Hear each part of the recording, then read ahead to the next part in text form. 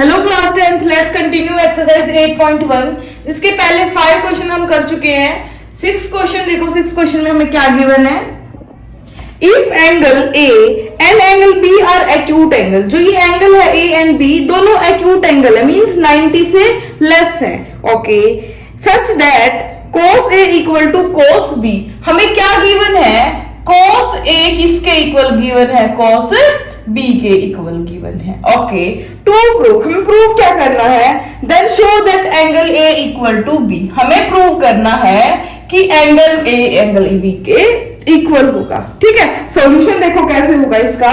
Solution हमारा हमेशा given condition से स्टार्ट होता है, तो हम लिख देंगे cos A equal to cos B। ठीक है, cos थीटा का फॉर्मूला क्या होता है? वैसे b बाय h होता है ना, b बाय h। अगर हम एंगल a लेते हैं cos a, अगर हम ये एंगल लेते हैं तो हमारे पास बेस क्या होगा?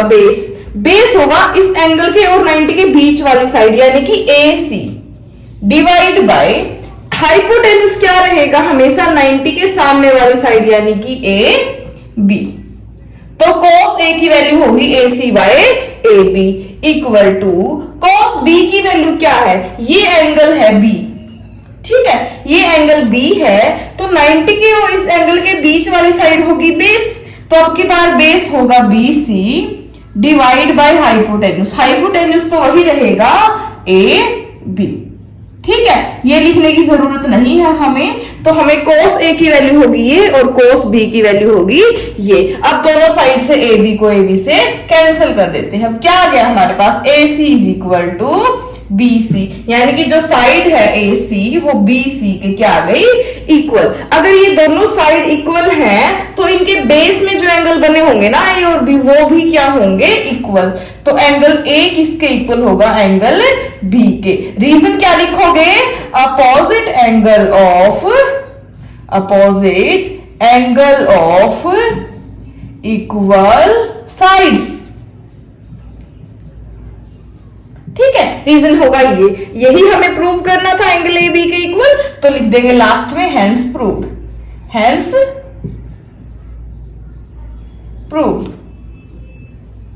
ठीक है, ये था सिंपल सा क्वेश्चन। नेक्स्ट क्वेश्चन देखते हैं, इसका क्वेश्चन नंबर 7। देखो 7th क्वेश्चन में हमें cos थीटा की वैल्यू पता है 7/8। बाकी क्वेश्चन को हमें सोल्व करना है। इसका फर्स्ट पार्ट है ये, देखो 1 प्लस साइन थीटा और 1 माइनस कोस थीटा। यहां देखो a प्लस बी और a माइनस बी का फॉर्मूला बना हुआ है, a square minus B square, यानी कि 1 square minus sine square theta, यही होगा divide by 1 plus a plus B a minus B, a square minus B square, a square minus B square. ठीक है, अब हमें पता है 1 माइनस साइन स्क्वायर थीटा होता है कोस स्क्वायर थीटा। जो ये होता है ना, ये होता है कोस स्क्वायर थीटा, और जो डिवाइड में है 1 माइनस कोस होता है sign square theta, sign square theta. ठीक है, तो हमारे पास क्या आ गया? कोस बाय साइन थीटा। अब दोनों के ऊपर स्क्वायर है तो इनका स्क्वायर लगा देंगे। ठीक है, और जो cos theta by sine theta होता है, ये होता है cot थीटा का फॉर्मूला होता है। ठीक है, cot थीटा का स्क्वायर। ठीक है, अब हमें cot थीटा की वैल्यू पता है 7/8, और उसका क्या करना है? स्क्वायर। तो 7 का स्क्वायर 49 और 8 का स्क्वायर 64। तो देखो इसकी वैल्यू क्या आ गई हमारे पास? 49/64 स्क्वायर। और जो सेकंड पार्ट है ना इस क्वेश्चन का, हमारा सेकंड पार्ट में भी हमें कोट स्क्वायर थीटा की वैल्यू निकालनी है, यानी कि कोट थीटा का स्क्वायर निकालना है। सेम ही तो वैल्यू आएगी। कोट थीटा की वैल्यू क्या है? 7/8, और उसका करना है हमें स्क्वायर। 7 का स्क्वायर 49 एंड 8 का 64। दोनों ही पार्ट का आंसर सेम आएगा, क्योंकि ये घुमा फिरा के सोल्व करने के बाद ये दोनों क्या आ रहे हैं हमारे पास?